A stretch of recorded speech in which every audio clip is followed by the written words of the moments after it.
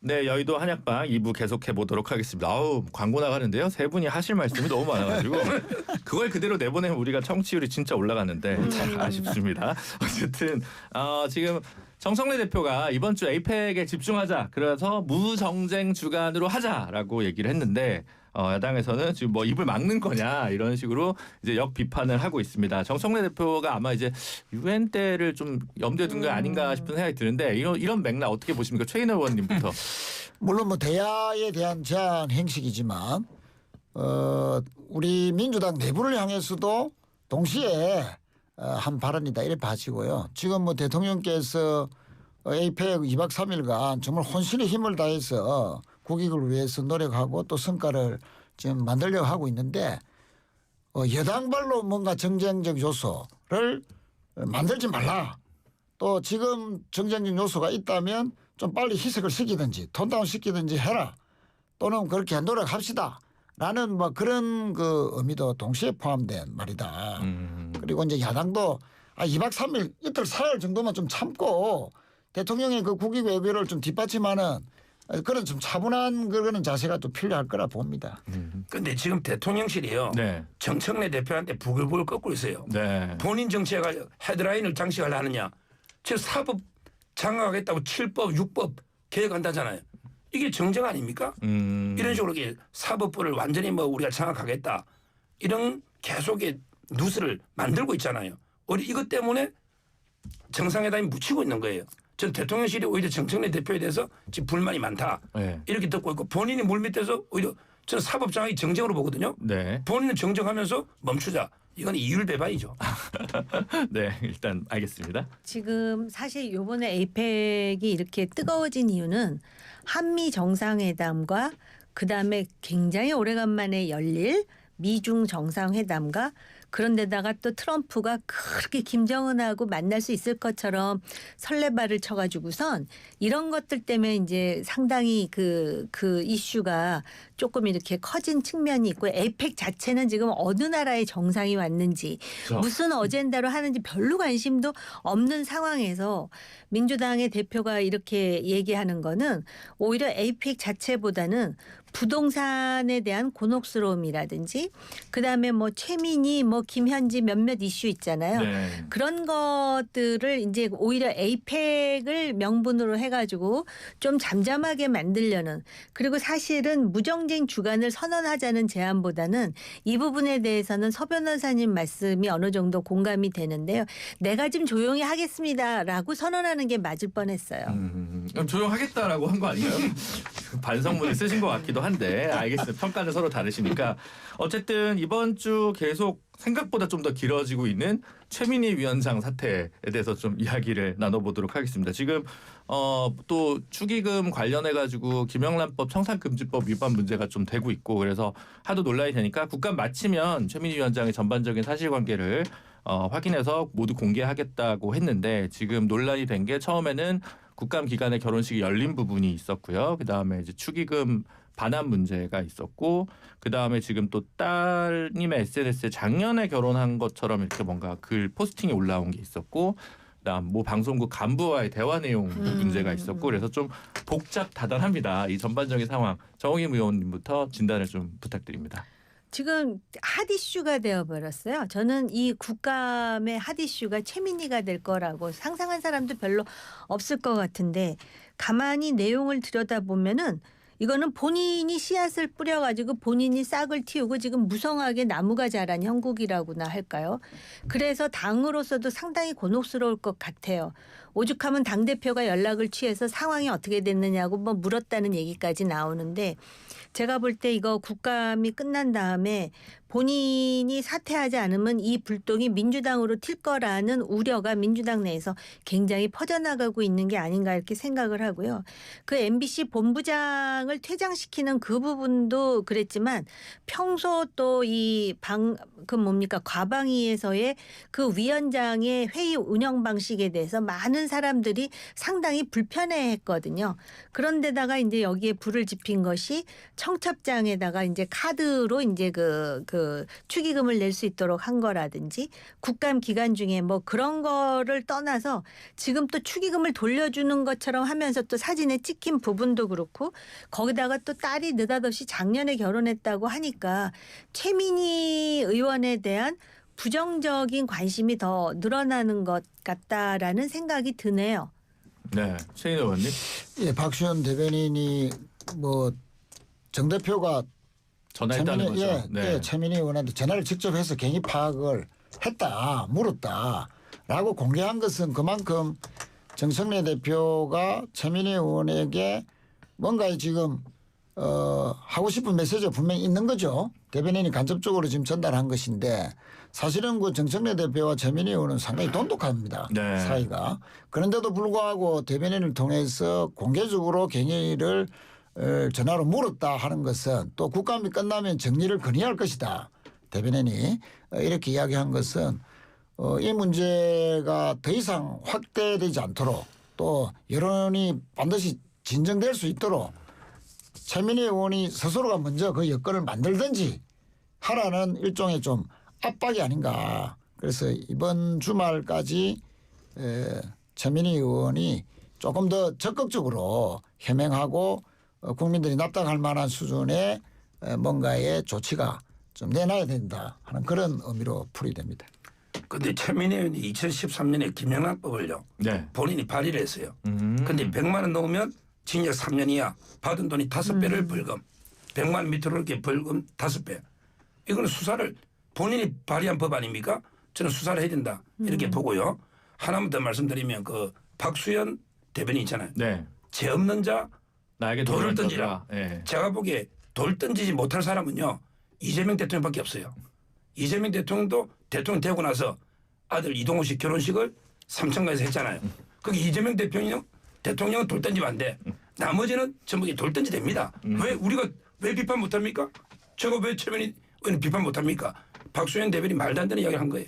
박수현 대변인은 이제 돈을 그렇게 해서 안 돌려주는 사람도 많은데 돌려준 게 좀 용기 있는 행동이고 뭐 좀 비판을 좀 자제했으면 좋겠다 이런 글을 SNS에 남겼고 이에 대해서 서정훈 변호사님 지금 말씀하신 겁니다. 근데 뭐 박지원 의원도 이건 유감 표명을 해야 된다고 얘기를 하고 하다 보니까 아무래도 최민희 위원장이 계속 지금과 같은 자세를 유지하는 게 그렇게 민주당에 이제 좋은 것 같지는 않습니다만, 네, 하여튼 좀 지켜보도록 하겠습니다. 한편 운영위에서는요, 김현지 부속실장 증인 채택 협의가 불발됐습니다. 원래는 뭐 여당 쪽에서는 오전만 부르자 아니다 하루 종일 불러야 된다 이거 가지고 실갱이를 좀 하는 기사까지 제가 봤었는데 뭐 보도에 따르면 뭐 대통령도 출석하라는 지시도 있다는 얘기가 있는데요. 이거 지금 어떻게 봐야 됩니까, 정호기 의원님? 대통령도 출석하라 그랬는데 왜 오전만 나온다 그래요? 어느 장관이나 기관장 출신의 증인들도 나 오전만 나오겠다라고 한 적은 없었던 것 같은데 원래 6개 상임위원회에 나오라 그랬다가 이거 운영이라고 했다가 운영이도 오전만 하라 그러니까 제가 볼 때는 애초부터 나올 생각도 없고 그다음에 출석을 그 민주당에서 적극 추진할 생각도 없었던 게 아닌가 이런 생각이 들거든요. 이렇게 되면은 이번 국감은 또 어찌저찌 하여 넘어갈 수 있을지 모르지만 국민의힘이 과연 가만히 있을까요?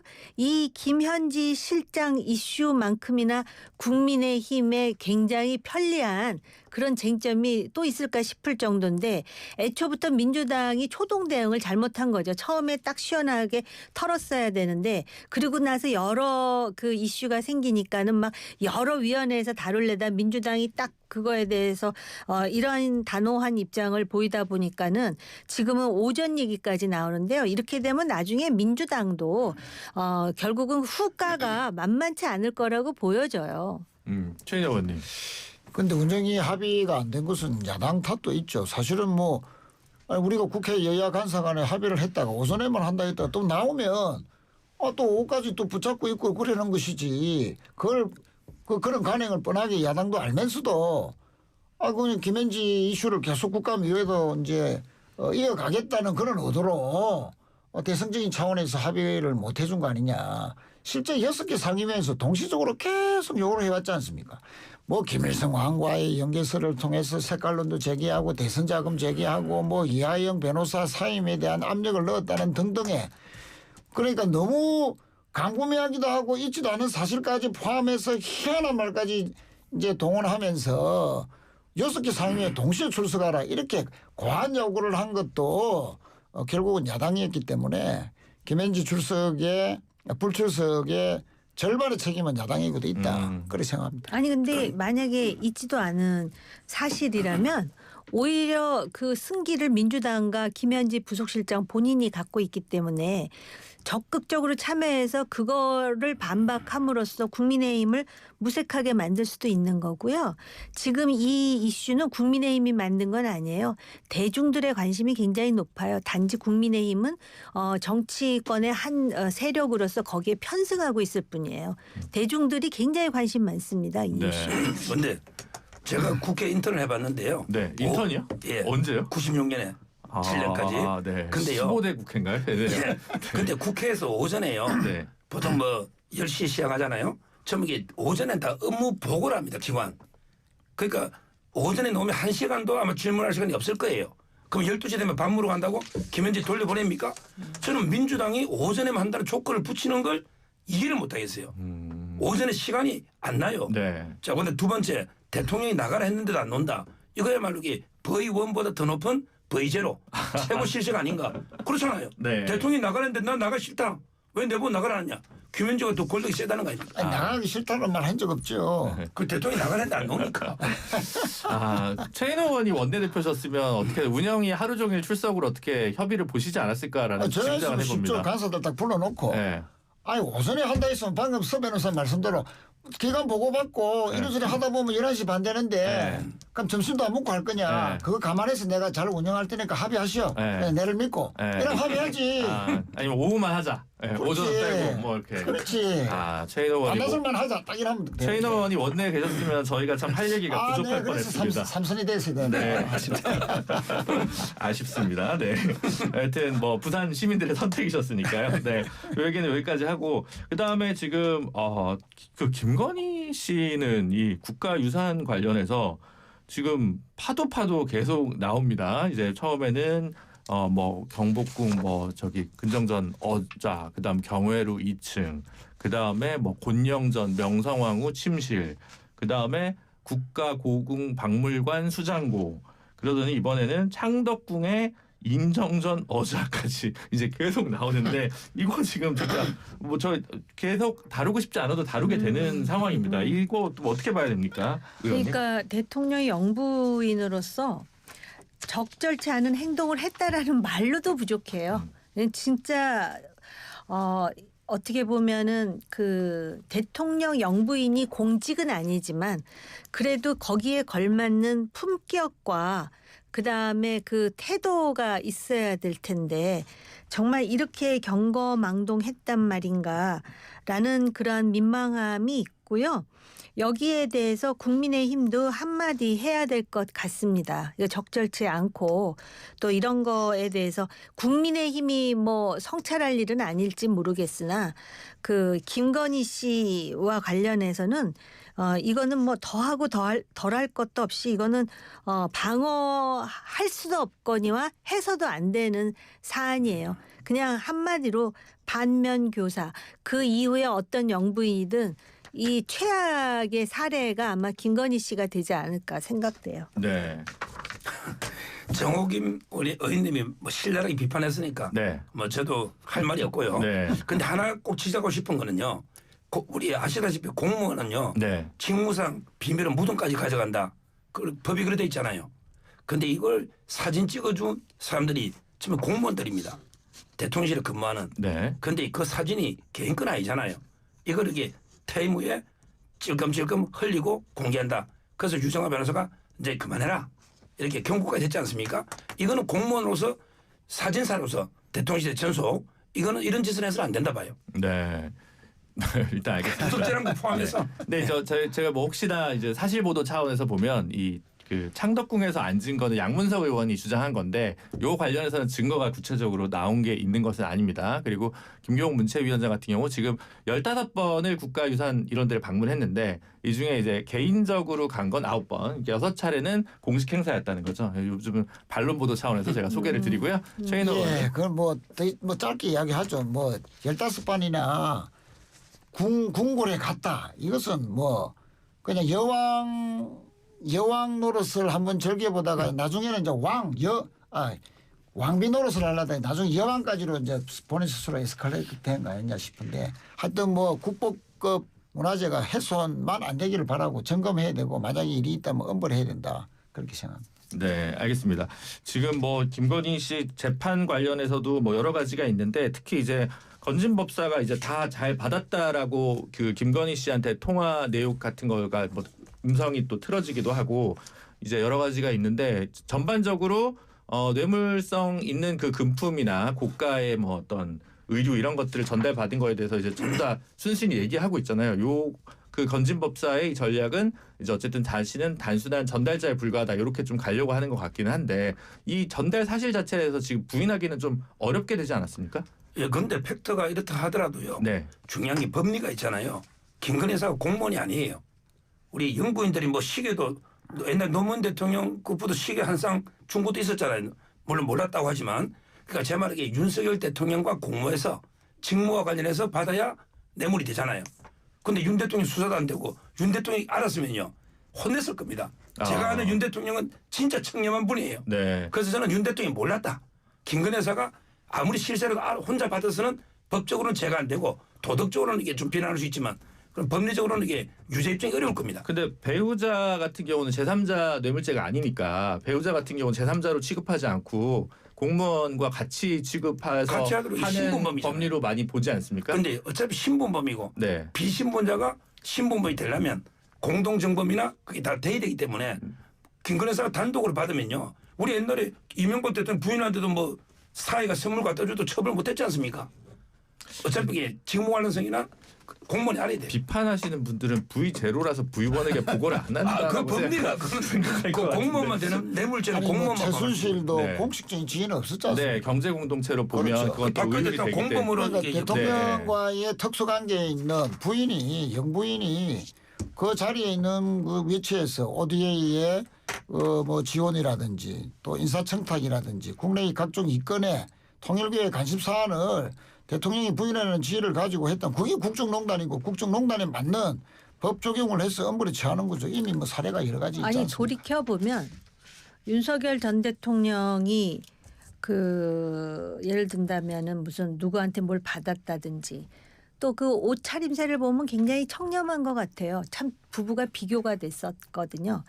그런데 그 디오르 백 관련해 가지고 박절하지 못해 뭐 이렇게 설명을 했잖아요. KBS하고 인터뷰를 하면서. 그러다 보니까 대통령으로서의 어떤 그 도덕적 책임에 대해서 묻지 않을 수가 없는 거죠. 본인만 청렴하면 뭐래요. 자기 부인이고 그 대통령 부인으로서 기대하는 바가 있는데 지금 그게 제대로 되지 않았기 때문에 대통령도 지금 얼마나 불행한 상황입니까? 그래서 그런 부분에 대해서 우리가 한번 곱씹을 필요는 있겠죠. 네, 마지막으로 좀 무거운 얘기인데 오늘 어쨌든 12구 3주기 이태원 참사 3주기라서 오늘 이제 유가족과 정부가 합동 추모식이 있었는데 정부가 이제 공식적으로 참석한 추모식, 주최한 추모식은 처음이라고 하고요. 그래서 뭐 국회에서는 또 추가 입법 얘기도 좀 있는데 요 사안과 관련해서 어떤 뭐 감회가 있으신지 우리 정호기 의원님부터 말씀 참 부탁드립니다. 불행한 일이었고요. 서울 한복판에서 지금 생각해도 너무 끔찍하고 슬픈 일이었고요. 그래서 지금 이제 그날 국가는 없었다. 또 그거에 대한 상황 그 진실에 대한 이야기도 나오고 있는데요. 이태원 참사 이제 책임지겠다 그러잖아요. 이재명 대통령이. 그런데 실제로 이런 사건이 아닌 그 산업재해도 여전히 일어나고 있거든요. 네, 그래서 그렇죠. 책임진다는 정치적 발언보다는 그런 것에 대해서 사전에 예방하고 이런 일이 일어나지 않고 또 불행하게도 또 재발했을 때 책임질 수 있는 시스템을 만드세요. 내가 책임지겠다 이런 말은 제가 볼 때 이거는 시스템적인 이야기는 아닌 것 같습니다. 네, 최인호 의원님. 네, 국민의 안전과 생명을 지키는데 정말 시스템을 완벽하게 구축할 수 있도록 이재명 정부의 분발을 바랍니다. 네. 그때 세월호 때도 이게 다시는 이런 일이 없어야 된다는데 또 생겼잖아요. 네. 앞으로 이게 다시는 이런 비극이 없기를 바랍니다. 네, 알겠습니다. 어쨌든 유가족분들에게 다시 한번 위로를 전하고요. 생존 피해자분들도 다시 한번 힘을 내셨으면 좋겠습니다. 오늘 여의도 한약방은 여기까지 하도록 하겠습니다. 세 분 감사합니다. 감사합니다. 네, 지금까지 최인호 전 의원, 정호김 전 의원, 서정욱 변호사였습니다.